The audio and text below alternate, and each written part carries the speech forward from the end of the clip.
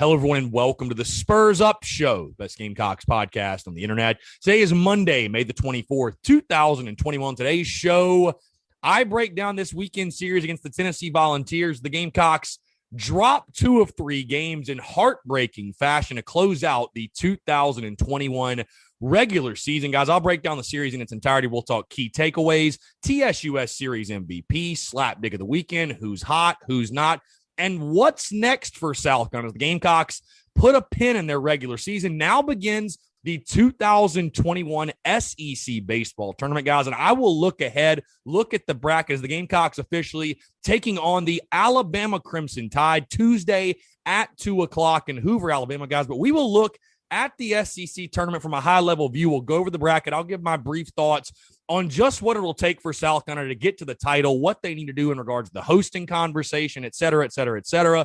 Great stuff with the SEC tournament upcoming in Hoover. Also news and notes, your listener questions, and we have a fantastic conversation with Josh Pate of 247Sports. Josh, a national college football personality, does the late kick with Josh Pate as well. We talk all things Gamecocks football, of course, touch on Shane Beamer, the 2021 football season, all that, much more. Got a packed show here on a Monday, guys. It's all brought to you by our friends over at Upstate Movers Group. Guys, Upstate Movers Group, superior moving service. They bring care and attention the companies can't offer because they're just too busy maintaining trucks and profiting off of them instead of focusing on service. Guys, service is what separates Upstate Movers Group from the competition. They're not a trucking company. They're a moving services company, and they're also employee-owned co-op. Their movers are paid twice the industry average, and everyone on the crew is invested in your success. They have dedicated professional crew members, and they also offer black glove service. They offer end-to-end packing services, custom crating and packaging for special items, and cleaning services as well. They're founded by Greenville natives and University of South Carolina alumni, guys, so a Gamecock-owned small business. They also offer 20 years of project management moving experience, and they can offer logistics and solutions that traditional moving companies simply do not have the skills for. Guys, whether in the upstate or across the state of South Carolina, if you have any moving needs in 2021, be sure to check out our friends over at Upstate Movers Group. You can find them on social media at Upstate Movers Group, or of course, if you have any other questions, go to their website, upstatemoversgroup.com. That's upstatemoversgroup.com. Be sure to check them out and tell them Chris from the Spurs Up Show sent you. Let's get it.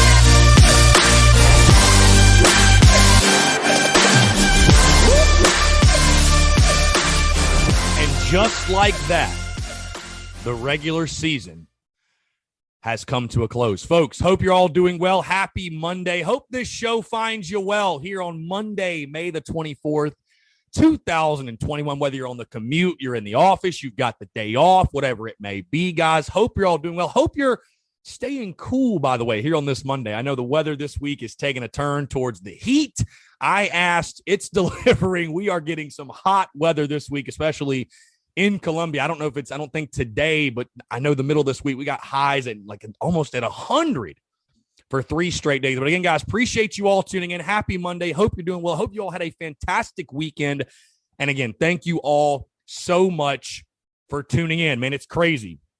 Like I've said before, time flies when you're having fun. And as I sit here and we record this show, the last time that we will break down a regular season series. The Gamecocks closed up their regular season, 33-20 overall, 16-14 in SEC play, guys. We're going to break down the series, of course. But before I get into that, I want to take just a quick second.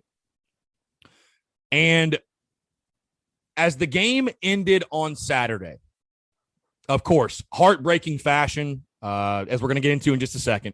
But as the game ended on Saturday, I took a moment after the game to just sit there in Founders Park and really soak it in and really take it in because, hey, there might be more baseball at Founders Park this year. We have no idea, right? I think South Carolina should host a regional. Like I said, we're going to get to that in just a second, but there might be more baseball. But in case there is not, because it is 50-50 right now, I wanted to sit down and really soak it in.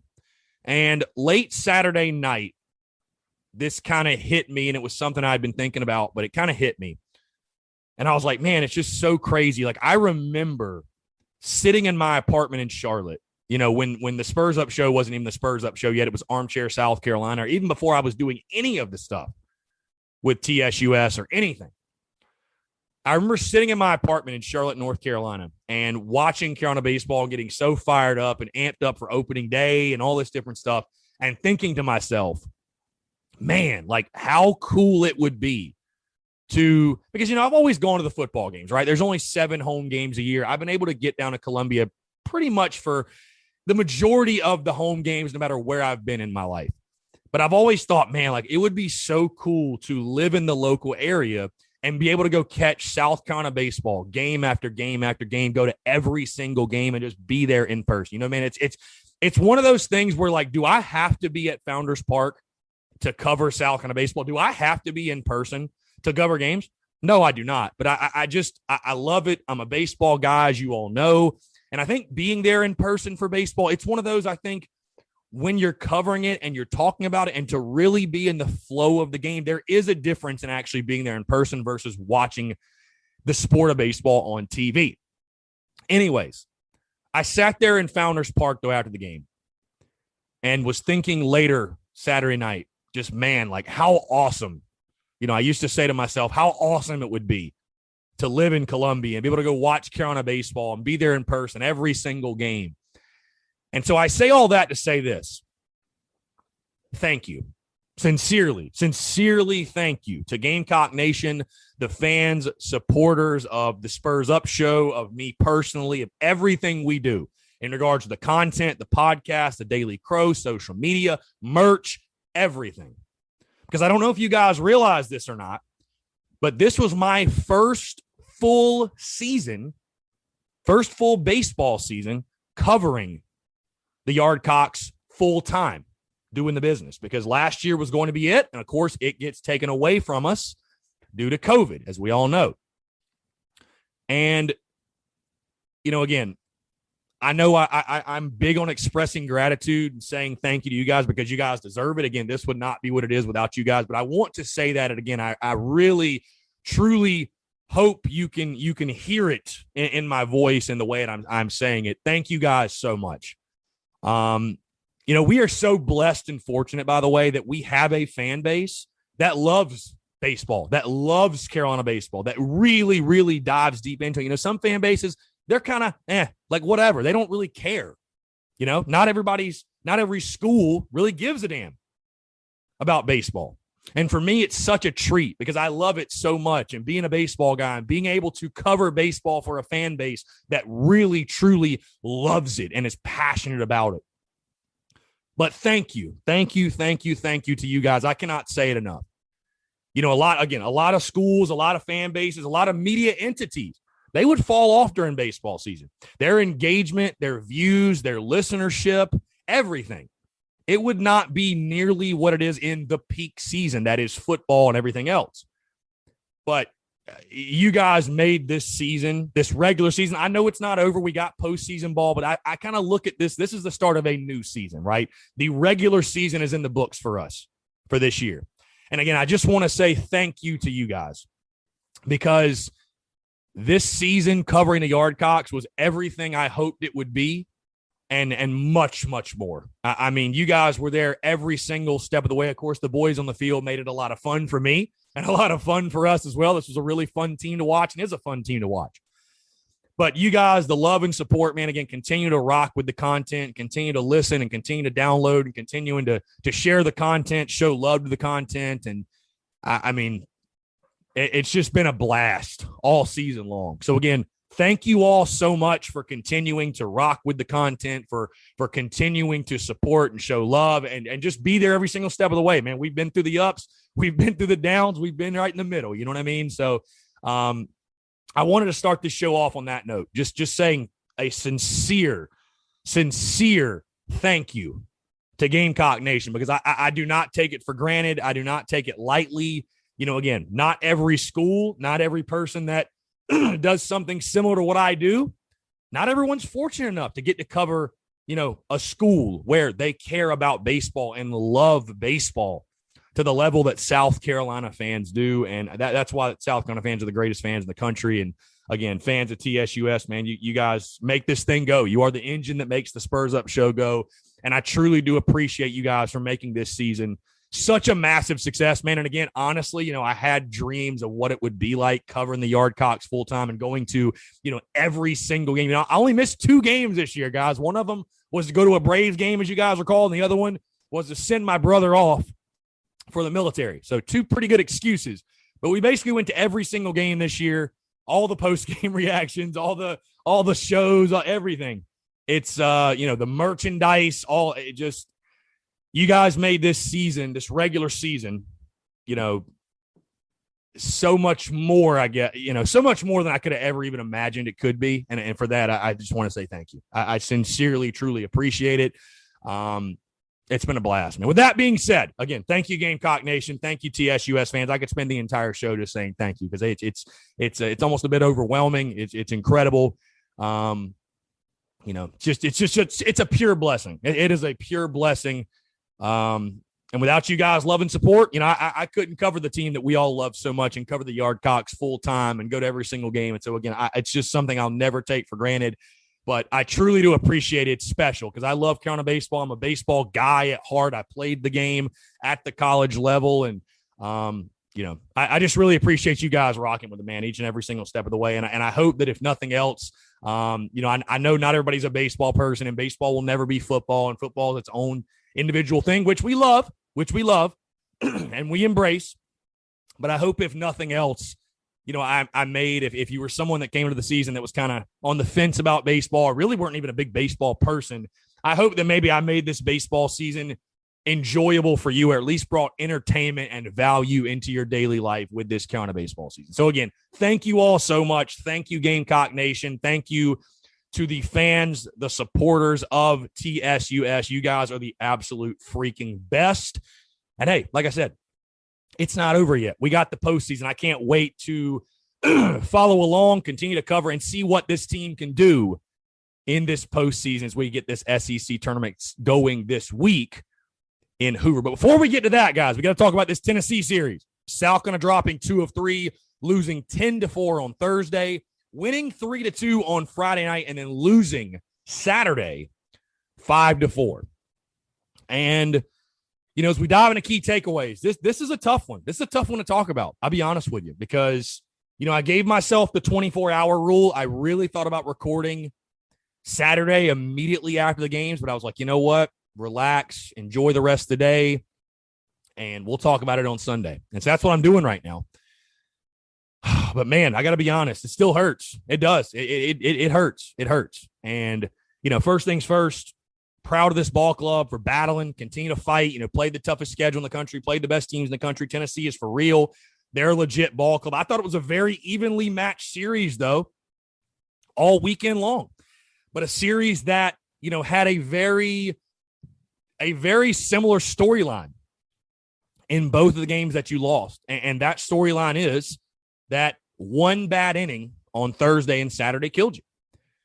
And as I look back at this series again, we can talk about the hitting and the issues there. And I agree, guys, you got to be better. You got to be better with runners in scoring position. You got to be better situationally still, right? This team still has strides to make. It needs to be more consistent. I think with the staff you were going against, though, I thought they battled. I thought they battled. I really, really did, especially on Saturday. This team battled. They fought and just came up short again. You get the man on second with with no outs. You had an opportunity. You had 3 cracks at it. You simply could not drive him in.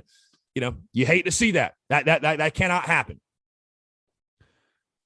When I look at this series, though, you can see this team is close. And listen, guys, there's going to be people on social media, on Twitter, that are fire Kingston. This team's terrible, this, that. He's not SEC caliber. Like, if you're still listening to those people, guys, here's the thing.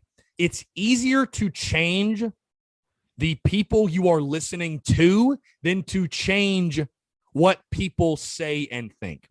People that hate Kingston and they think he's terrible and he's not SEC caliber and this, and they just continue. And we know who they are. They've been trolling all season long. They've gone quiet when South Carolina's won, and they've been extremely vocal and loud when South Carolina's lost, guys. I highly suggest you just block, mute, do whatever. Just block it out, because they're never going to be satisfied. There is a pocket of South Carolina fans that will not be satisfied, no matter who the coach is. They will not be satisfied until South Carolina gets back to Omaha and wins the national championship. No amount of reasoning that I say or you say or anyone says is going to change their mind. Okay? So let's just get that out there. The take after this weekend is not fire Mark Kingston. It's not. Anyone with half a brain who is not brainwashed into their own line of thinking with the fire Mark Kingston narrative can see this team is really, really close. They're really close. They are. I mean, that was a coin flip 50-50 type of series over the weekend. You won a game by a run. You lost a game by a run. The other one, hey, your starter can't give up 7 earned runs, guys. And what I think is funny is this too, and on that note, Skylar Meade caught a lot of heat this weekend for leaving pitchers in too long, whatever. It's a damned if you do, damned if you don't thing, guys. If you pull your guy, they have pulled Thomas Farr early a lot this year, a lot. And fans say, oh, you got to leave him in longer. You can't take him out yet. Like, trust your guy. Hey, if you pull the guy and the reliever gets shelled, oh, you should have left him in. If you leave him in and you try to let him work his way out of a jam and he gets hit, oh, you should have pulled it. Again, damned if you do, damned if you don't. But when I look at this South Carolina baseball team as a whole, not just even this Tennessee series, but as the whole this season, I think they're very, very close. And again, I told you guys in the preseason, and I pointed this out on social media. I'm going to say it here. If you guys remember, like I said, I highlighted it on social media. I said this team would go 16-14 in SEC play, and I'd be damned if they don't hit the exact number 16-14. Did I want to be right? No. I wanted to see South Carolina win on Saturday and go 17-13, obviously. But 16-14 in SEC play, and it's almost kind of eerie how much this season went basically exactly as I expected. Guys, it's the SEC. It's a grind. It's an up and down battle. You're facing the best teams in the entire country, weekend in, weekend out. And I told you guys in preseason, hey, you go 15-15 or better in this league. Hey, you go 16-14 in this league, guys, whether you want to admit it or not, however you're feeling here on this Monday, you go 16-14 or better in this league, you have a damn good ball club. You are at minimum one of the top 20 teams in the entire country. There's no question in my mind. You are at minimum one of the top 20 teams in the country. The best baseball is played in the SEC. Let's just put that out there. It is. The best baseball is played in the SEC. Okay. So, I mean, you can honestly just rank the freaking every SEC team in the top 15, basically, except for a couple. I mean, really, you could. It's the best baseball. There's no questioning. There's no debating. It is. It is. But this ball club is close. I really think this team is close. And as Mark Kingston pointed out after Saturday, that last hump for this ball club to get over is winning a series like this. And, listen, it's disappointing because you had them at home too. And you had a chance. You had opportunities, especially Saturday, to take it on your home field. Hey, Jeff Heinrich leads you off with a double in the ninth. I'm thinking to myself, there's no way we don't at least tie it. This is the script has been written. This is the storybook ending we are looking for from this series. And sometimes stories don't have happy endings. And that was just the case. I look at this team. I think you're two or three more good, really good hitters. You need that. 2 or 3 more really, really good hitters. And I think you need, as much as I have defended Thomas Farr, and again, I think Thomas Farr still really good pitcher. After the Thursday night game, guys, I'll be totally honest with you. Listen, hindsight's 20/20. But what you saw Thursday is why I was not a huge fan of switching around the weekend rotation. And hey, freaking hats off to Brett Carey. Right now, he should be your game one guy. The way he's spinning the baseball, you cannot argue any differently. Till we see otherwise, he should be your game one guy. Okay? So that was a great decision by Mark Kingston and this staff. Give them credit where credit is due, for the love of God, please. Great move by them. But what you saw on Thursday, because I think, to get to my point, I think one of the things this team is kind of lacking right now, and I think you could have next year in a guy like Will Sanders, but they are missing that truly dominant number one guy. Because Thomas Farr, for whatever reason, I think early in the season he was, but he hasn't been that guy of late. He just hasn't been that guy. But what you saw on Thursday, again, hindsight's 2020, but that's why I wasn't a huge fan of shuffling the weekend rotation. Because, guys, in the SEC, in game ones, and I know the regular season's over, so this is kind of a moot point now, but in the regular season in the SEC, in game ones, where it is so pivotal to win that first game, teams are so locked in. And, hey, you're facing a bona fide ace on the other side. Stuff matters. Stuff matters, right? And there's only one guy, well, two guys on this South Carolina pitching staff that have good enough stuff to, let's say, have an off night and live to tell the tale. They can go 5 innings, 3 earned runs when they don't have their best stuff. And one of those guys is Thomas Farr. The other one is Will Sanders, but he's a true freshman. I wouldn't put him in that spot either. But Thomas Farr is that guy. And so, again, I know Brandon Jordan has pitched really, really good baseball for you this year. He's been incredible. He's pitched some huge games for you. But Thomas Farr is the Friday night guy in my mind. He still is. Bottom line. Anybody out here saying, he's a midweek guy, there's no point even arguing with you. You're entitled to your opinion if you think that. If you think he's just terrible and he sucks, by all means, like I said, you're entitled to that opinion. But the guy's probably going to be a top 2 round pick in the MLB draft. Like that, there's no other way to put it. So, and that game one, your starter gives up 7 earned runs, man. You just don't have a chance. You just simply don't have a chance. And sometimes, like you saw on Friday, you got to go win a game 3-2. You got to ride your guy. You got to ride your pitcher and hope at some point, hey, the offense is going to come up with that big knock. And you saw it on Friday night with Brady Allen's 3-run homer. And sometimes you got to win a game 3-2 like you did on Friday. Sometimes you got to win 11-10, but sometimes you got to win 3-2. And so maybe I think Will Sanders, I think he can be that guy. But as I look to next season, like you really, truly need your game one guy to be established and get back to being a true game one guy. Like, yes, the bats have got to do their thing. You've got to be better situationally. You've got to be better, more consistent. But, look across the SEC, man, at what game one guys do. They shove. They shove, bottom line. They pitch like bona fide aces. And if you don't really feel like you have that guy,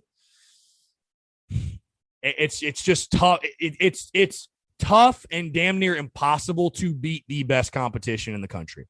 Because every single team that goes to Omaha that is that caliber of a ball club, they have that guy. They have that guy. Think of when South Carolina won back-to-back. You had Blake Cooper. You had Michael Roth. You have those guys, man. You got to have that guy. So, outside of that, though, listen, I thought it was 3 really, really good competitive ball games. Obviously Thursday got out of hand late. I thought John Gilreath, quick tip of the cap to him, pitched his ass off on Thursday, man. That's a kid that I think is going to be a real arm we use in the postseason. 5 innings pitched, 4 hits, 2 runs, 2 earned, 1 walk, 2 strikeouts. But against the 4th-ranked team in the country where the game was sort of slipping away when he came in, outstanding. Look at the difference, guys. I would say this. Look at the difference on Thursday night. Brandon Jordan, 3 2/3 innings pitched, 6 hits, 7 runs, 7 earned.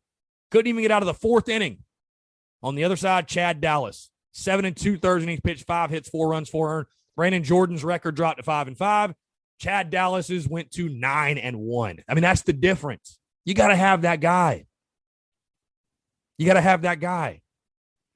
Hell, the one game you won was because you had a guy step up and be that guy. Like I said, somebody go win Conference Pitcher of the Week. Somebody go shove. Somebody take it upon themselves. I will put this team on my back and we'll go win the game based off my arm. Bottom line. That's what Brett Carey did. That's what Brett Carey did. And he just battled long enough to, give his offense time to hit the big 3-run homer, and the rest is history.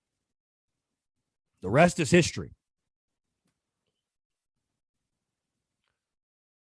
But again, this season went basically exactly how I expected. 16-14 in SEC play, exactly what I called. And again, I'm not one of these guys like, oh, look at me, I was right. But like, it is crazy how, I guess, just to the record, to the exact way I thought it would go in preseason, it kind of went exactly that way. As I taught many times in the preseason and early in the season, there are tiers in college baseball. And in the SEC strictly, we'll stick with that. There are tiers, right? There are teams like the Vandies, the Floridas, the Arkansas, even Tennessee now, which I know it's crazy. It's hard to believe Tennessee's that good, but they are, guys. They are. They finished the regular season 42-14 and went 20-10 in the SEC, guys, and won the SEC East. They're that good. They really are. They were that good this year. You go 20-10 in the SEC, you averaged winning 2 of 3 every single weekend. Yeah, you're pretty damn good. But so there's that tier. And then that next tier is where I see South Carolina in. And how do you get back to that top tier? Doesn't mean you're a bad ball club.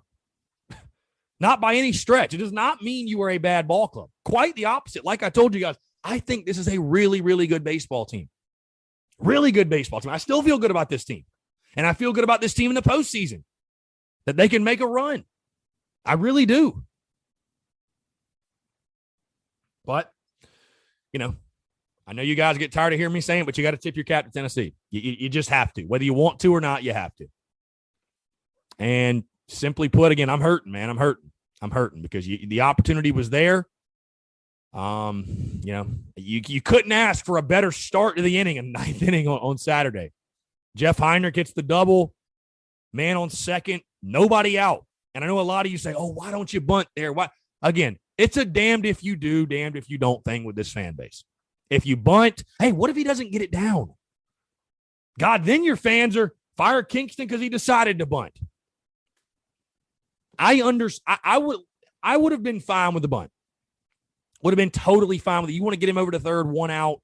Now a fly ball gets him in, you tie the game. I would have been fine with it. But I also understand the reasoning of why they didn't. Hey, he's already in scoring position. A base hit scores him, no matter what. So would you rather trade that out and have 2 shots at it, or let all 3 guys swing and have 3 shots at it? I totally get it. Have 3 shots at it. Again, he's already in scoring position. He's already there. And you got to be better situationally. Hey, you couldn't ask, Joe Satterfield. I thought that was a great moment, the let's go Joe chance. And, I thought that was super cool. I thought he was going to be the one to get the knock, man. I was like, man, this has all the makings of a storybook ending for this kid. But then you have Allen and Eister, man. I don't think there's anybody you would have rather had up than those 2 guys. You're 2 veterans, You're 2 veteran guys. And you feel for them what maybe might be their last games at Founders Park, which is really sad to think about, honestly. But, I don't know, man. It kind of goes back to the, it's interesting. There's not really one thing from this weekend that I point out and say, oh, you know what? Just the situational hitting was bad. Or, you know what? Just the arms were bad. Or, this one thing is why we lost. There's not really, one thing I look at. Like I told you guys going into the weekend, the little things. And that there were going to be 6 or 7 moments this weekend that were going to determine the ball game. And I can think back to them clearly. A couple of the home runs. Lipsius, man, he killed us. He killed us all weekend. Lipsius from Tennessee. A couple of the big home runs they had that were game changers, that were difference makers. The 3-run homer on Saturday. Hey, before that, Sharp ground ball hit at the middle. Tailor-made double play. Goes over Michael Robinson's glove. That was a game changer, guys. I know it was a tough play. I know the ball was scorched. Ask any shortstop, you got to make that play.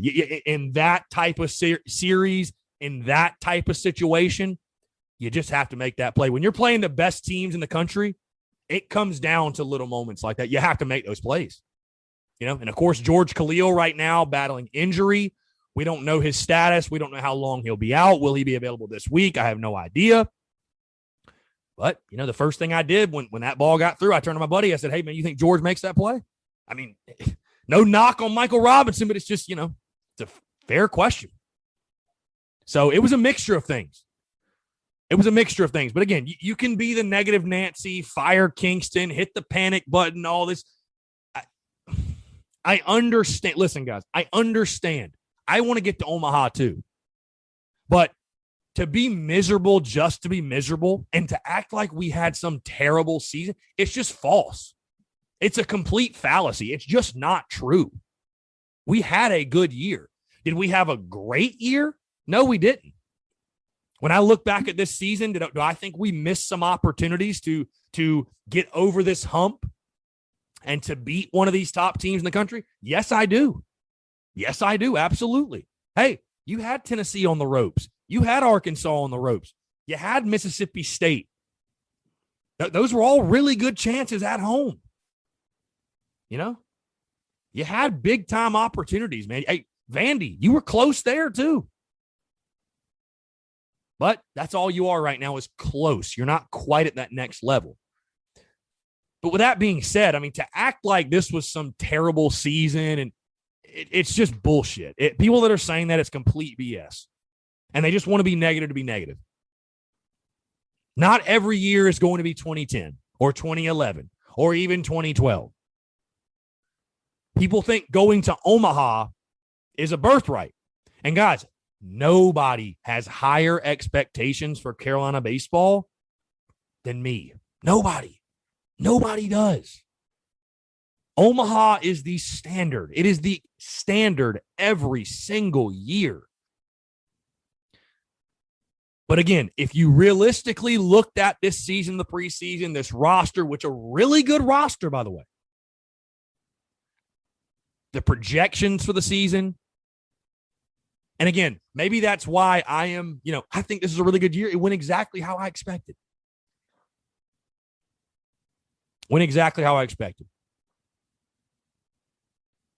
So again, it's kind of tough, to find the words here on this Monday because the series was so heartbreaking. God, I remember when Colin Burgess hit that liner to right field that was caught, but as soon as it came off the bat in the bottom of the 8th inning, my heart literally sank into my stomach. I was like, oh my God, we just tied this ball game up. Just didn't curl enough, and it was hit too good. And it was caught. And, sometimes you're on the wrong side of it. Sometimes the ball doesn't bounce your way. And that was sort of the case for Carolina this past weekend. So, again, tip the cap to Tennessee. Give them all the credit. Really, really good ball club. But honestly, watching us play them, I don't think they're that much better than us hardly at all, to be honest with you. I really don't. I look at the series, and, it was right there for the taking, man. The series was right there for the taking. And, we just did not execute when we needed to most. But it was there.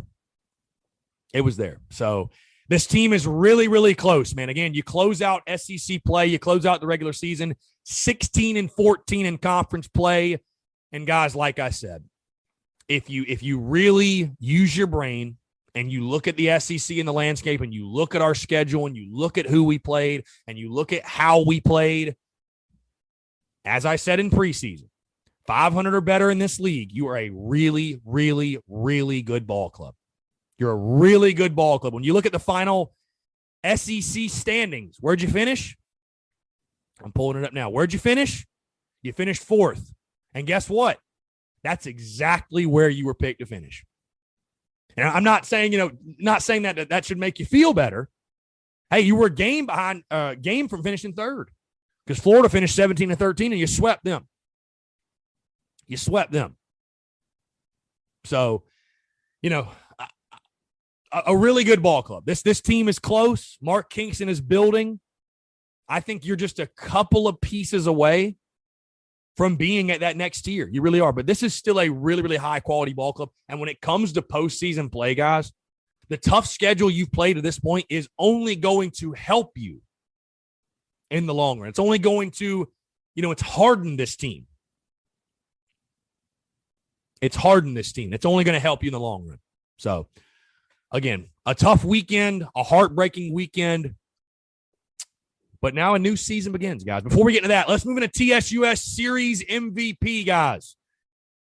And his big knock is really the reason why you even won one of the 3 games. Have to give it to Brady Allen. 4 for 12 on the weekend, a 333 average, 1 home run, 4 RBI, and 1 walk. But the reason he gets the TSUS Series MVP is because that 1 home run and that 1 big knock, literally the difference in the ball game on Friday. And I'll tell you this, man, too. By the way, I forgot to mention this.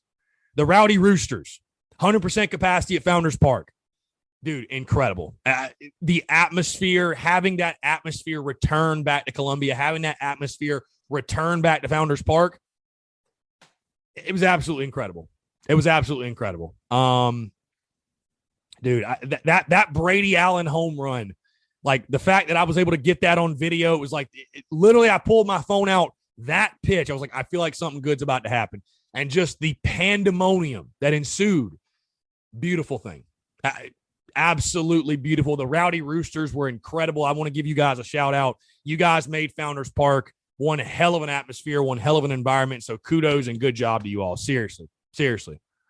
But again, Brady Allen, TSUS Series MVP, 4 for 12, 333 in the weekend, 1 homer, 4 RBIs, and 1 walk. That big knock, like I said, obviously, guys, giving the Gamecocks the W in the Friday game in Game 2 against Tennessee. Let's move into Slapdick of the weekend. And, guys, this one's easy for me. It's SEC umpires. Just I've had it with SEC umpires, man. They do this thing in the MLB, at least on Twitter, called the umpire scorecard, where it shows the strike zone and it rates the umpires on how they did in each game. God forbid, thank God they don't have that at the college level, because, Lord, would it be ugly. I mean, the guy Thursday night got to be one of the worst umpires we had all year. And I would say he single-handedly dictated some of that ball game. And just some of the reviews, man, it's just so bad. It's just so bad. And I'm not blaming the umpires for losing the game. I'm not doing that at all. You lost because you lost. But it's just absurd to watch, balls in the other batter's box being called for a strike. It dictates the game, and it changes the game. It does. It changes the game. So, SEC, you're the best conference in all of sports. You're the best conference, obviously, in college baseball. Can we please get half-decent umpires? Not even saying they got to be the best in college baseball, but half-decent umpires. Is that really asking too much? All right, let's move to who's hot, who's not, guys. The who's hot this week. I'm giving it to the entire Carolina bullpen. The bullpen of the weekend, 11 and a third innings pitched, 8 hits, 3 runs, 3 earned, 3 walks, and 6 strikeouts overall. I thought they were really, really good, especially Friday and Saturday, to not even give up a run in those 2 games. Your bullpen gave you a chance all weekend long, and I mentioned John Gilreath, what he did out of the bullpen. Julian Bosnick was fantastic. Will Sanders was fantastic. Danny Lloyd was fantastic. And kind of par for the course for those guys. Again, the South Carolina pitching staff, they did their job this season. There's no question. But again, Carolina bullpen, you're hot. Who's not? And I hate this because I've had him on here like 4 or 5 times this year, but Braylon Wimmer, man. I don't know what has happened to Braylon Wimmer in the second half of the season. But over the weekend, he went 1 for 11 with 4 strikeouts. 4 strikeouts. 1 for 11 and 4 strikeouts, Braylon Wimmer. Again, I think he's one of your best, if not your best returning player next year, believe it or not. One of the best for sure. And a guy that started out this season hitting like 390. I don't know, man. I don't know if teams found something on him on film. I know he loves the curveball in the dirt. I don't know what the deal is with Braylon Wimmer. But again, who's not? Braylon Wimmer, 1 for 11 for strikeouts. What's next for Carolina baseball? And we're about to dive into that, guys. Of course, the SEC tournament this week in Hoover. Gamecocks will take on the Alabama Crimson Tide Tuesday at 2 o'clock in Hoover. With that being said, guys, let's talk about the SEC baseball tournament, guys. I want to give just a quick, brief overview, a look at the bracket, my thoughts on the SEC tournament as a whole, guys. Of course, I will give you the schedule, the content schedule, the podcast schedule for this week. Tomorrow, I will actually go in depth and break down this South Carolina Alabama game. We'll have a full game preview on the podcast, same as we do for any midweek game. So that's when you can expect that preview to drop. That will be on tomorrow's show. You know, assuming South Carolina wins, Wednesday will be a game recap plus game preview of the game you have on Wednesday, and we will go so on and so forth through the rest of the week. So just to give you guys an idea, today's show, just kind of a high-level overview of the SEC tournament as a whole. Tomorrow, I will actually break down and preview the Gamecocks game against Alabama. I have a full in-depth preview. That'll be great stuff there on a Tuesday.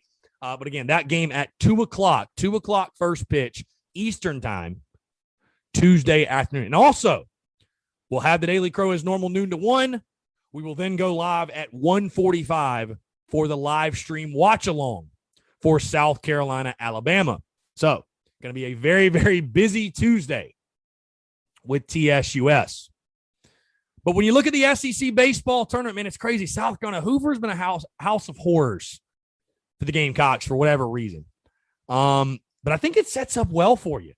You know, at first, I got a little ahead of myself on Saturday. I thought the Gamecocks were going to be playing LSU. Instead, you draw the 10-seed Alabama, which I think really bodes well for you. I think it's a much, much better matchup. LSU is one of those teams I don't think anybody really wants to play. And LSU will take on Georgia in their first game. But I don't think LSU is a team that really anybody wants to face.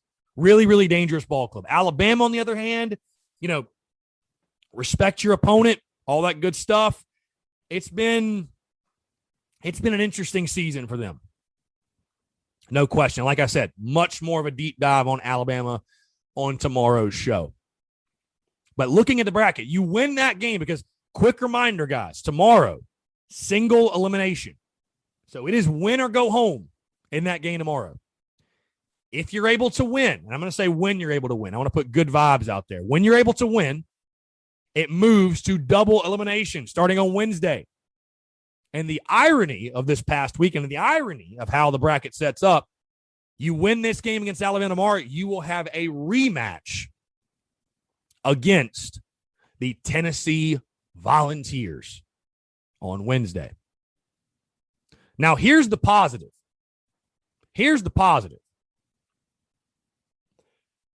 You're on the side of the bracket, which is it is kind of weird how the bracket sets up because you have bracket 1 and bracket 2, and if you keep winning, you kind of flip-flop on sides back and forth. But I guess it's the winner and losers bracket, basically. So, I mean, you're going to have to go through the best, obviously, to get to the title. Because on the other side of the bracket, you've got Arkansas. They'll take on the winner of Georgia LSU. They'll take on that winner of Georgia LSU. Let's say you beat Tennessee. You will take on the winner. Of, let's see, you'll take on the winner of Mississippi State and either Florida and Kentucky. Mississippi State and either Florida or Kentucky. So I think there's actually a good path, and I think South Carolina can make a run. I think the Gamecocks can make a run in Hoover. Again, I know it's been a house of horrors. You got to take care of business first tomorrow. And the question more so moves to, Chris, how many games do you need to win to lock down a regional host? Do I think the Gamecocks should be a host right now? Absolutely. I do. 16-14 in the SEC. You have the toughest schedule in the country, top 10 RPI. I think it should be no question. But if you really want to bolster your chances and you really want to help yourself, I think you need to go 2-2 or better in the SEC tournament. Because you think to yourself, hey, winning that first one's the key. Just win that first game. You got to beat Alabama tomorrow. Win that first game. Get to the double elimination round. Because, yes, you're going to play the Tennessees and the Mississippi States. No kidding, man. You're going to play the best of the best. Welcome to the SEC. That's who you're going to play. If you can find a way to just go 2-2 or better, I think you do enough to lock down a hosting bid. I do. And I'll be honest with you guys right now, gun to head, if I had to pick a winner of the SEC tournament, it's hard to pick against Arkansas. It really is what they've done this season. Hey, even Tennessee, Mississippi State, they're all good options, right? Because your teams who got to buy Arkansas, Tennessee, Mississippi State, and Vanderbilt all have a bye. But again, tomorrow's show will do much more of a deep dive on Alabama, specifically that game as South Carolina takes on the Crimson Tide, 2:00 first pitch on SEC Network in Hoover. But listen, I think it sets up well. You have to like the matchup you drew. It could have been much, much worse, much tougher with LSU, I believe. But again, we will dive into that all tomorrow. Going to be a lot of fun. I think South Carolina with their arms. The question now becomes, who will the Gamecocks start in that game tomorrow against Alabama? So going to be a lot of fun, man. I wish I could be down there in Hoover, but we'll be doing the live stream watch-alongs for each and every single game. And, if I had to say right now, I think South Carolina will make a little bit of a run. I just think with the arms you have, this team, like I said, has been hardened from their schedule. I think they will most likely beat Alabama. I feel good about that scenario, and I'll talk more about that tomorrow. But, I think the Gamecocks have an opportunity to make a run. If they want to host, if they want to lock down a hosting bid, they're going to have to do so. But again, guys, like I said, tomorrow's show, we will much deeper dive into the South Carolina-Alabama game. Everything you need to know for it. I'll give my prediction, lock everything in, of course, and we'll go from there. Should be a really, really fun week in Hoover, Alabama for the 2021 SEC baseball tournament. All right, news and notes real quick. Just one thing that dropped over the weekend. Jaheim Bell on his Instagram revealing he might be wearing number 0 this upcoming season. The first ever Gamecock to do so. So really cool stuff, really fun stuff. Jaheim Bell rocking 0. And I think he's going to have a monster year, by the way, for Gamecock football. All right, guys, that's going to do it. Hey, no listener questions today. You guys had no questions. You said, you know what, Chris? We're too sad. We're too depressed. The game hurt me. The game hurt my soul. I don't have any questions for you. So whatever. No listener questions. It's all good.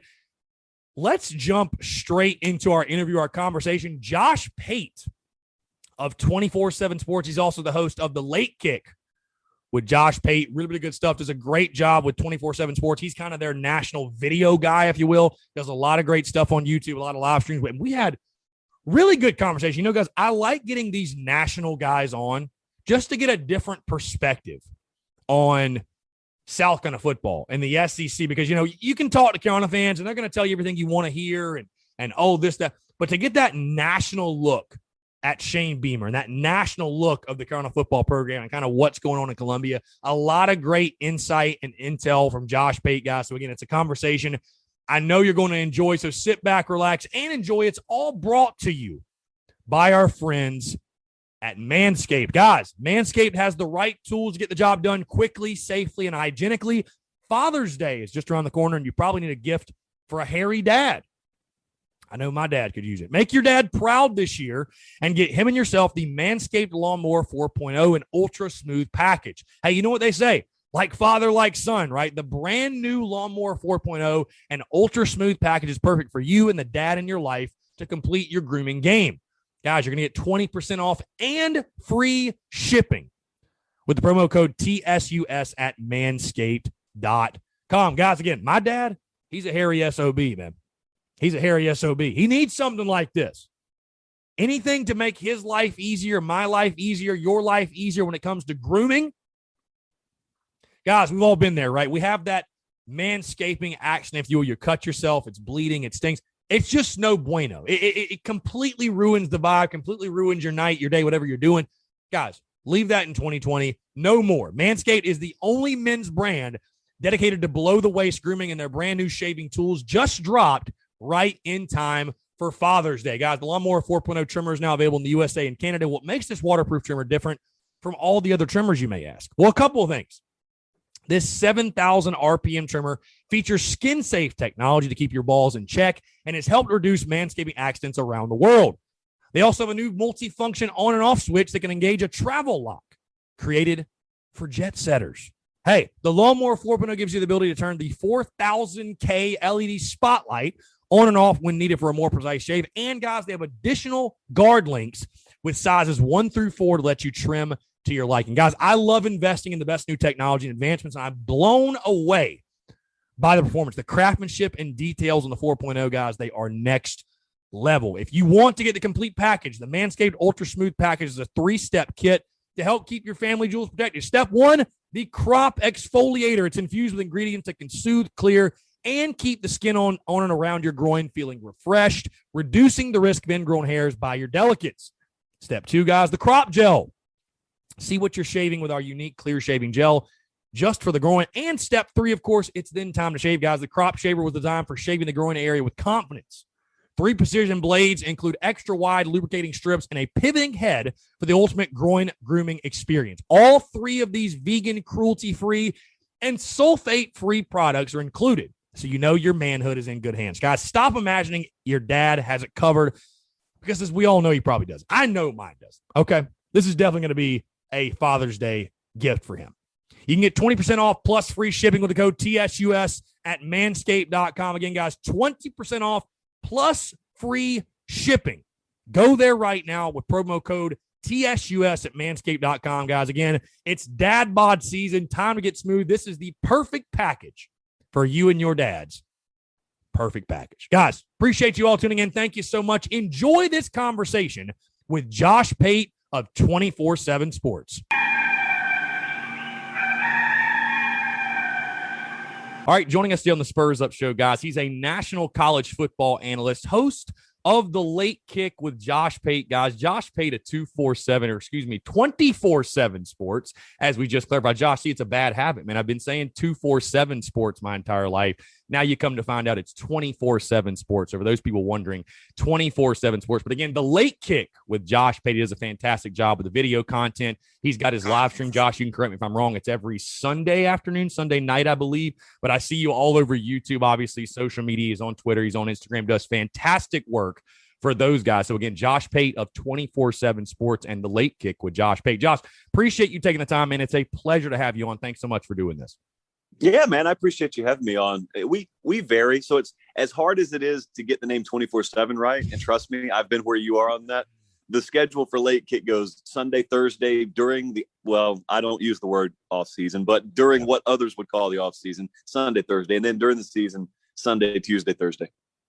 Gotcha. Like you said, there is no off season. I love seeing that on your social media feeds where you put the X over the O. Like there really is no off season when it comes to college football. And we obviously see that, especially I think the transfer portal and the different signing dates has added a different layer to that. But Josh, I want to start with this because, of course, everybody wants to talk right now about Shane Beamer and the upcoming 2021 season. But I want to backtrack and go back a little bit because from your chair where you sit being a national college football analyst, this time last year, life was very, very much different, right? We were all trying to navigate and figure out life in the midst of a pandemic, if you will. And we were all still pretty hopeful that college football season was going to happen. We just weren't sure what it was going to look like. But one of the narratives that I know you saw, and one of the things that kept building was, okay, this is going to be a mulligan year. No coaches are going to get fired just due to the pandemic and the weirdness of the season and the economic ramifications, the financial strains. Everyone is safe. This is going to be a mulligan. Well, what we saw happen in the 2020 season was anything but that. And of course, we're talking South Carolina. Will Muschamp gets canned. Jeremy Pruitt is gone. Gus Malzahn. Derek Mason. That one really surprised me. I'll ask you, what did you think of that narrative over the summer? Because I think it's really easy, Josh, and you know this. It's really easy to say things in June, July, even early August. But when you get in the heat of battle and the emotions start running and these SEC fan bases, they're all so passionate. When you get in the middle of it, it's a lot harder to sit there after you get your brains beat in and you're 2-7 or whatever your record is and say, oh, well, this season's a mulligan. What did you think of that narrative then during the summer? And were you surprised to see so many schools pull the trigger last season on head coaches? I never thought there was an ounce of validity to it. I want to say what you just basically summarized could be a copy paste of the transcript of one of the videos I did in, I want to say May. It was probably around this time of year. And that's essentially the message I tried to convey. It's kind of like preview magazine season. Like, it's one thing to say these big overarching statements of, well, this offensive lineman's going to determine, dude, it comes down to microseconds and inches, the swings of any given game. And so, like, I looked at that and I said, it's so easy to say this, but some of you are in a fan base. Let's say you're a South Carolina fan in May, you're saying this stuff and you will be the exact one. I'm not faulting you. I'm just saying this is reality. You'll be the exact one when you get into November saying, no, man, screw this, pandemic or not, we got to get this guy out of here. But I'll tell you the other reason where rubber really met road, that 99% of us, and I'm going to include myself here, don't understand. These buyouts are more often than not privately funded. Okay, that means they're coming from the donor class rather than the actual coffers of the university. So while everyone was, I think, erroneously looking at how there would be big cuts in athletic department revenue, which was true, that wasn't what was going to impact this. And you know as well as I do, anyone who pays attention to financials, that 1% we're talking about, they do great in those periods where maybe the 99% don't do so great. They have the collateral to be able to benefit from that. And if those are the folks that are footing the bill for those buyouts, if anything, they're sitting there with a little bit more money than they normally have. So it was never going to stop them. I think the best example was Derek Mason at Vanderbilt. Derek Mason probably survives if it's a normal year. It probably hurt him that it was a pandemic year. So, yeah, I thought that was faulty logic. I think one of the benefits people in our industry have is very few worry about having screenshots of their statements taken. It's not like a coach. Coaches get called out for all the errors they make. Well, ironically, the crowd that gets to call them out doesn't get called out. And I'm always worried about that. So I try and be careful this time of year because I know someone's out there recording, as they should be. I don't mind that at all. Mics are always hot, Josh. That's how it is in the business. Moving into, specifically the South Carolina side of things, they make the move. They pull the trigger on Will Muschamp. And like you said, the people behind closed doors, the private funding, if you will, people, what they don't realize is these boosters, they are fans just like everybody else, just with money and influence. That's the only difference. But they are fans at the end of the day, and they made the move. Obviously after the 3-game stretch, giving up 159 points over a 3-week stretch, and after the Ole Miss game, and especially the Texas A&M prior to that, it was just obvious that a change needed to be made. I talk about that. Were you surprised the Gamecocks pulled the trigger when they did? And then the coaching search was on. I know you've talked a lot on your show, Josh, about fit. And we both know South Carolina is a very unique job. It's a tough job. There are a lot of challenges. It's not for everybody. Your thoughts when South Carolina pulled the trigger on Will Muschamp, and then what type of fit you think South Carolina at that moment needed to go after? When they pulled the trigger, I thought my opinion was if they were going to make this decision, make it as quickly as possible. And I thought Carolina viewed this particular cycle as an inflection point. And what I meant by that, and kind of thinking back, it comes back to me pretty vividly. I remember when they made the move, and there were rumors, of course, a couple of days beforehand, so it wasn't a shock to those close to the situation when it actually happened. But I remember thinking, independent of whether I think they should have done this or shouldn't have done this, I don't think it was some big controversial move. It was certainly warranted in their mind. But what they did is they got themselves to the front of a line that they otherwise probably would never be at the front of. And that's just the general hiring market. Mm-hmm. So they looked around, and I envisioned however big that room was, however many people were in that room, I pictured them saying, we can either wait and drag our feet on this and put off the inevitable and then fire him in a normal year where there may be 6 or 7 programs of higher stature in line to hire a new coach. Or we can roll the dice here, do what we know needs to be done anyway, clean break, but we can also enter the job market, and we can count on maybe the fact that some of these other programs, let's just say Southern Cal, let's say in a normal year, they'd fire Helton, but they're not going to fire him. Who knows how many guys we could have access to that in a normal cycle we wouldn't have access to. Okay, so that was my initial thought. But then they zeroed in on Shane Beamer. I don't think either one of us are under the misguided notion that Southern Cal, open or not, would have gone after Shane Beamer. But that doesn't mean he's not a good hire. What it means, and I circle back to what you just mentioned, is The cultural fit in college football is paramount. It's everything. Does not matter at all in the NFL. Pro sports are pro sports. If you make it with the Jets, you can make it with the Chargers. Yep. But in college football, the right head coach for South Carolina may be oil and water at the University of Washington, for example. And I think Sam Pittman is the model on this. Jeff Collins, if he continues on a good trajectory at Georgia Tech and turns that around, he'll be another model of this.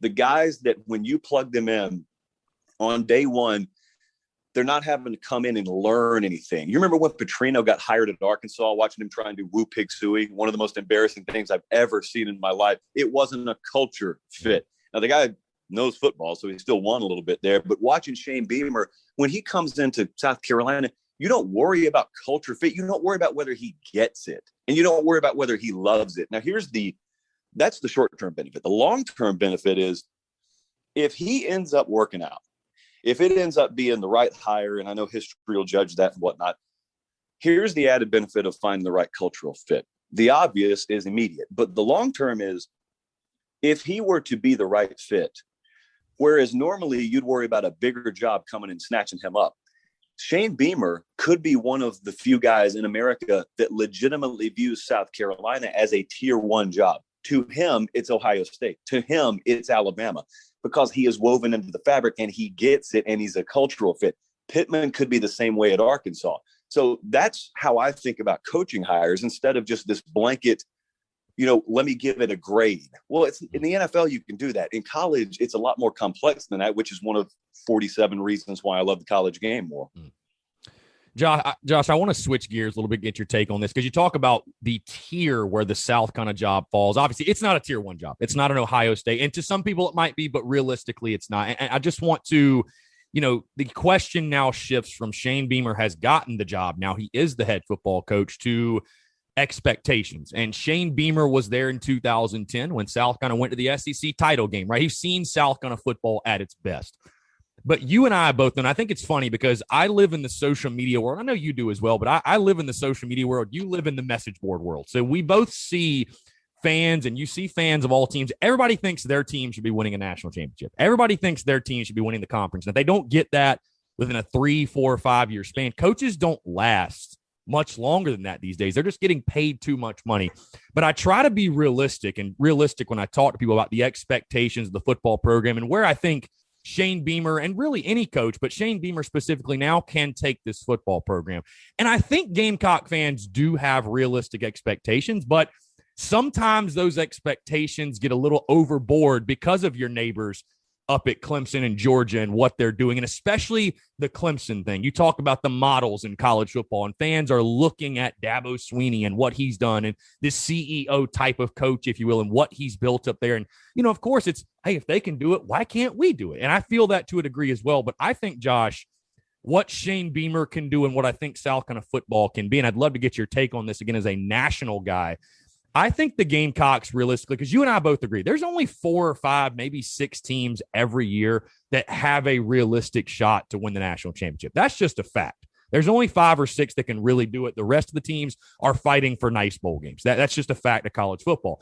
But I think South Carolina, realistically, year in, year out, can be a program that, say, wins 8 to 9 games a year, and every 3 or 4 years, maybe 2 or 3, but realistically, every 3 or 4 years, maybe you have the right quarterback, you have a veteran team, your schedule breaks right for you, or maybe the East is down, or whatever it may be. Every 3 or 4 years, you can realistically compete for the SEC East championship and the SEC championship, which of course would get you in playoff conversation every 3 to 4 years. Now, I understand, Josh, history and tradition or lack thereof does not say that is reasonable. That's realistic. When you look at facilities, you look at fan support, you look at, the talent around in the Southeast, the recruiting base, if you will, and Shane Beamer being back in town. Again, he was there and saw it at its best, and that cultural fit, like I said, again, that's a lot of ifs, and there's a lot of things that have to work out. But I think South Carolina football can get to that level and can build that tradition, right, Josh? Tradition has to start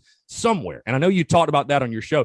Give me your thoughts as a national guy, because I know the national view of South Carolina football, it's a very mixed bag, and it's not the brightest. Let's just call it for what it is. It's not the brightest amongst a lot of people. What do you think of my analysis there, and how do you view the South Carolina football program in regards to what it can be? This is a very important context because what you said there is what it can be. A lot of people get hung up on defining what can be as what has been. And sometimes that's true, but it doesn't have to be. It's not because it has to be.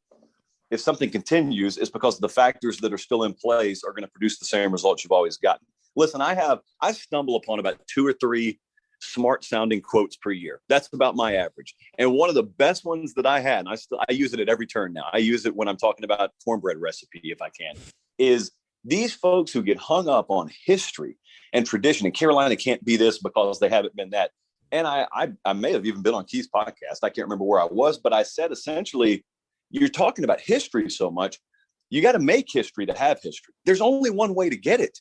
At some point, no one had history and tradition. So how in the world did they get it? Obviously, if everyone who has it now at some point didn't have it, the limiting factor wasn't the history. If you had to have it, no one would ever have it. That's one of those great paradoxes that makes your head hurt if you think about it. But as it relates to Carolina, I know no one likes to hear the name Clemson, but if we take out Clemson, remove the Tiger Paw, just look at the model. My question to anyone who says it can't happen is, how'd they do it? There's no advantage Clemson has. There's no big monetary advantage. There's no big facility advantage. There's nothing baked in at Clemson that you can't have at Carolina. I understand fan bases would disagree, but they're emotionally attached. So you ask me as a national guy just flying over. That's how I think about that. Now, there is an advantage that you have a softer path in the ACC. But at the same time, when Clemson's gone up against the big boys, they've more than held their own. So it's not like they're inferior, just skating by. So how does that happen there? I'm going to tell you exactly how it happens. Number one, they made a very off-the-radar hire, which is very similar to what Carolina did with Beamer. So let's hope that that plays out at least fractionally to the degree that Dabo ended up playing out. But here's really what it comes down to. In this day and age, the name Braden Davis is as important in this equation as any name, possibly including Shane Beamer, because I think revisionist history looks back on what Dabo did at Carolina, and it's they hired him, and then he started winning titles. Now, folks closer to it understand, now that ain't the way it happened.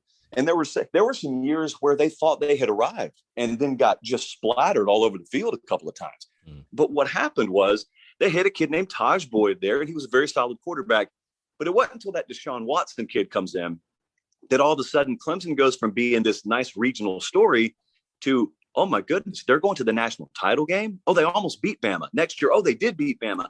Well, then a kid like Trevor Lawrence is watching. And then the kid like DJ Uiagalelei is watching him. What happens is if you get the quarterback dominoes to fall, it takes one. You got to have a great one. You got to hit a grand slam on one.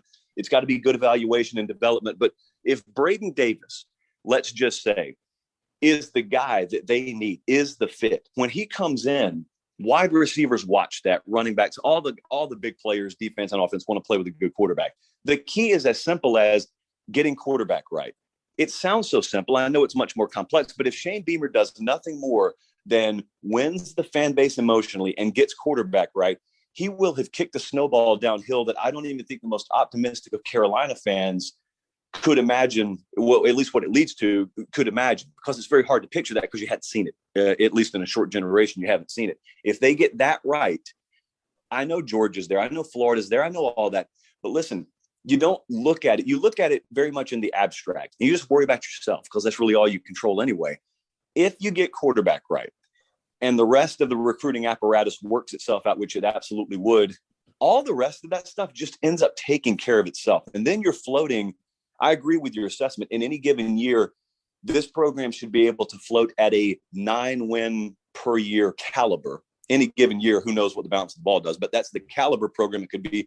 And I think at its best, it's more than a once every 4-year contender for the conference title. I think at Carolina's best, it's a once every other or once to every 3-year type contender. Of course, that's over 1,000 simulations and whatnot. But yeah, if you get quarterback figured out, man, it'd be amazing. I think people would be very amazed. I think some jaws would be on the ground at what could be possible there. If you got the right culture fitted head coach and that head coach also gets quarterback figured out, a lot of other stuff starts rolling simultaneously. Yeah, Josh, if you got a quarterback, you got a chance. And that'll be the case with South Carolina this year. Luke Doty looking like he'll be QB1. Obviously, Jason Brown, the big grad transfer, E.J. Jenkins following him as well. And, of course, Josh, fans don't overreact to spring games, right? That's just not a thing they do, of course.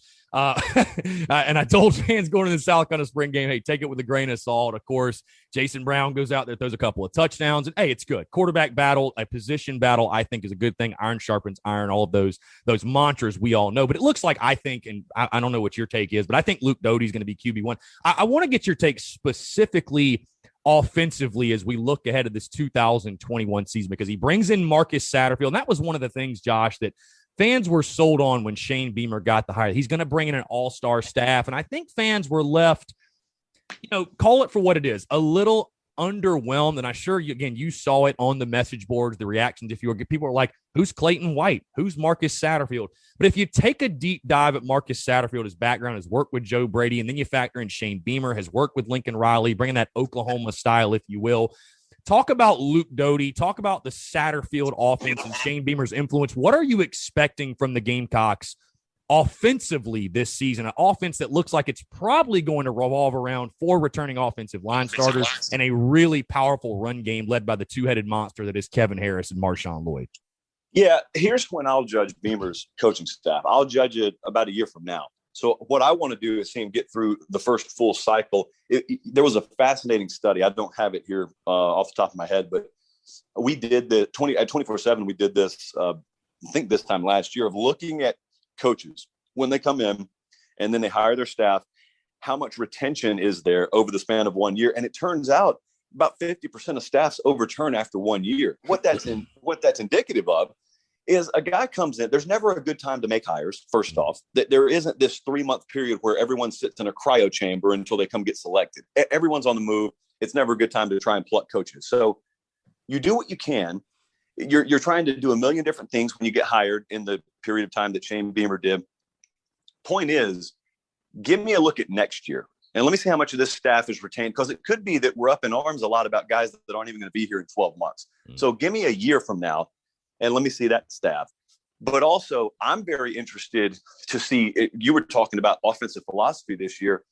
It really comes down to the personnel you have. It's one thing to talk about what you want to do. Well, it's another thing to talk about what you're able to do. And so I really wonder, I feel the same way about, for example, Brian Harsin at Auburn. Brian Harsin at Auburn has 0 legitimate wide receiver threats. He could want to go 5 wide and go 80-20 pass run ratio for all I know. He can't do it this year. Yeah. And at Carolina, like Luke Doty, I know that they were as pleased as they probably could be with him throughout the spring. They felt like he got to jump on folks. I agree with you. I think he's going to be the starter there.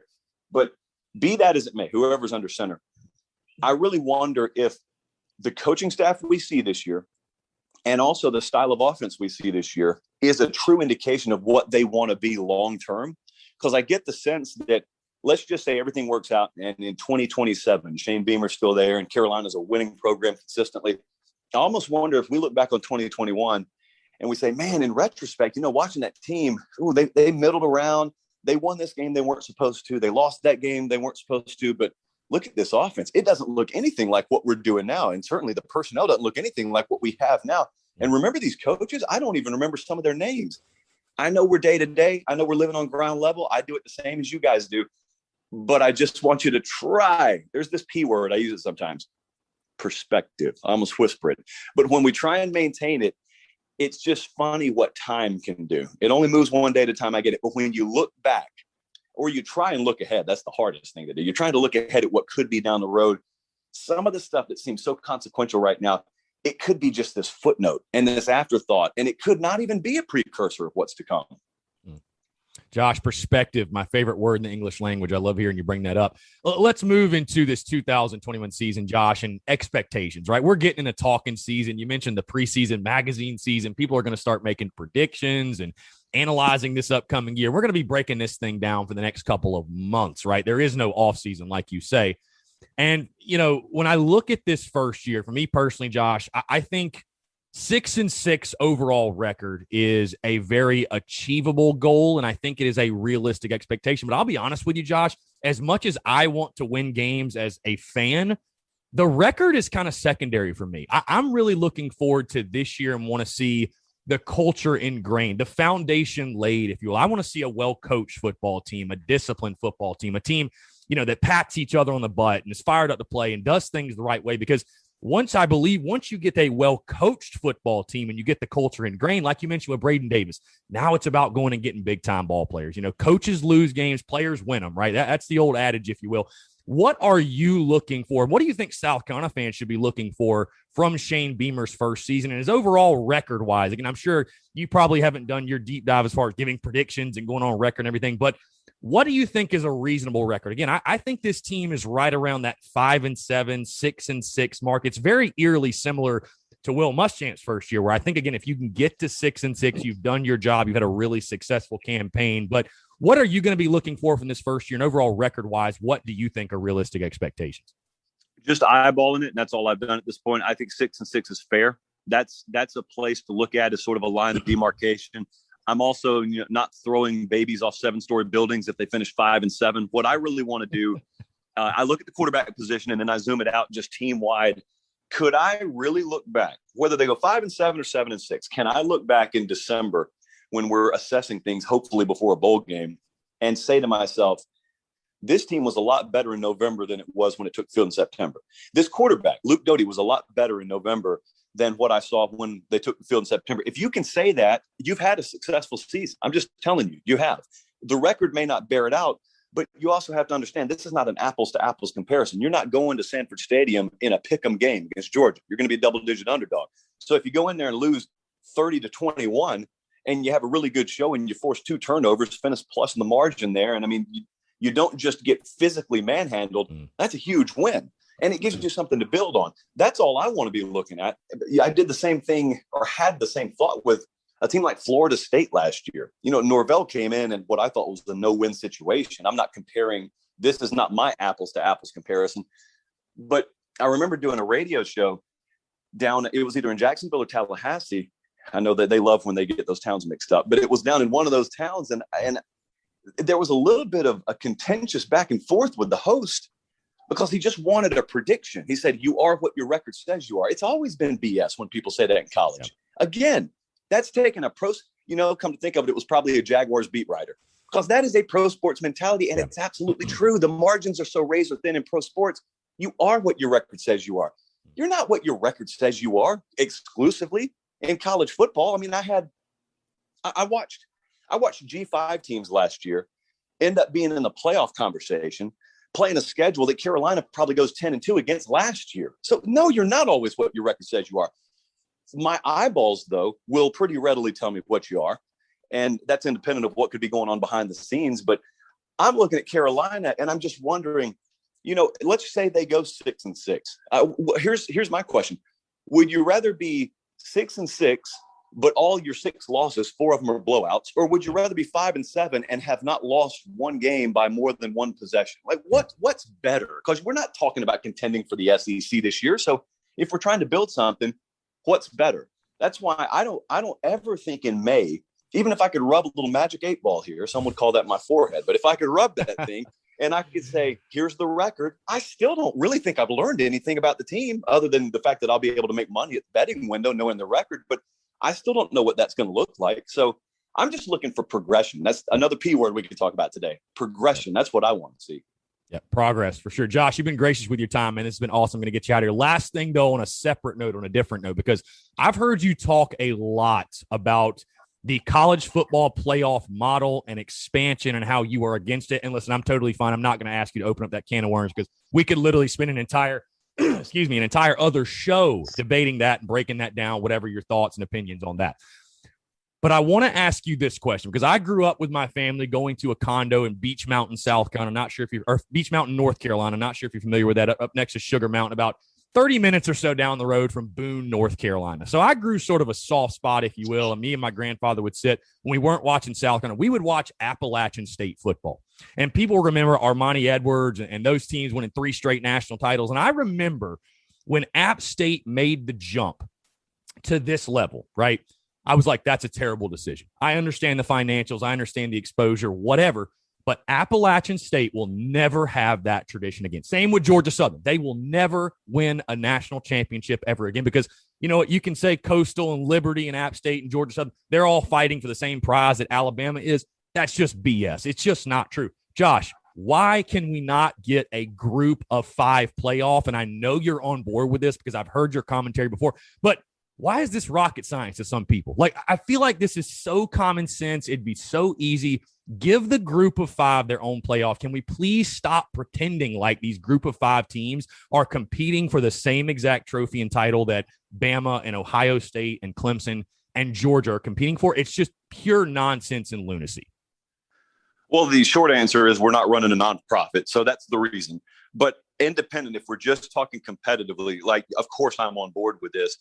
And what aggravates me to no end is when we enter this conversation, it forces me to take a stance that sounds like I'm anti-G5, like I've got it tattooed on my lower back or something. And that's not the case at all. Dude, I love watching those G5 games. Here's how I equate it. And understand the context. I'm going to say this slowly because even if I say it slowly, I know someone's going to bastardize the quote. But here's how I think about it. The same exact way you and I were sitting here talking about how you can't be comparing major college football to the NFL. I also believe it's ludicrous to be comparing the G5 to the highest levels of FBS. Now, that doesn't mean there's not overlap. I could take Cincinnati's team last year, and they're probably better than 70% of the FBS just as is on the surface or better.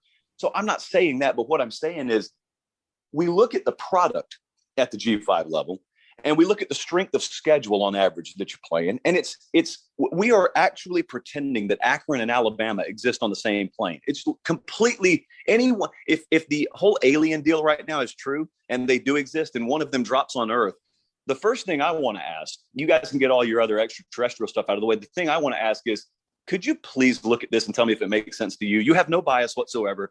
Could you please tell me if this makes sense? And in whatever language they speak, they'll say, no, it doesn't. And no, he's right. Okay, so I'm pro-alien on this. No, it doesn't make sense. Unfortunately, there's a lot of bluster from the powers that be in G5. And I know it's marketing, and I think I'd probably do the same thing. Like if I were the AD at Central Florida, Danny White was the AD down there, who, kind of ran his mouth a lot publicly about how we deserve a shot. Well, they never wanted a shot, really. What they wanted was to be able to hang that national championship banner in their stadium because it was brilliant marketing for them. But what would happen is if they were to ever create that G5 playoff, they would have to self-sustain. If the Power 5 conferences did not subsidize them, they'd have to sustain themselves. And they're petrified that the product wouldn't be attractive enough to sustain itself. Okay, that's really what it comes down to. They want to seat at that table to where they get some bleed off of that Power 5 money and that bowl contract money. And I get it and I understand. I would just have a lot more respect for those types if they'd look me in the eye and say, it's about the money. If you'd look me in the eye and say that, I could at least respect it. But when you try and argue undefeated is undefeated, I can't respect that because, of course, it's not. Yeah, I agree with you 110%, Josh. Josh, it's been a lot of fun. Appreciate you taking the time. Obviously, guys, go check out Josh Pate at 247Sports, host of The Late Kick with Josh Pate. Josh, truly appreciate you taking the time. Like I said, my friend, let's do it again soon for sure. Anytime, brother. I appreciate it. Absolutely. He's Josh Pate. I'm Chris Phillips. We appreciate you guys tuning in, and we'll catch you next time episode of the Spurs Up Show.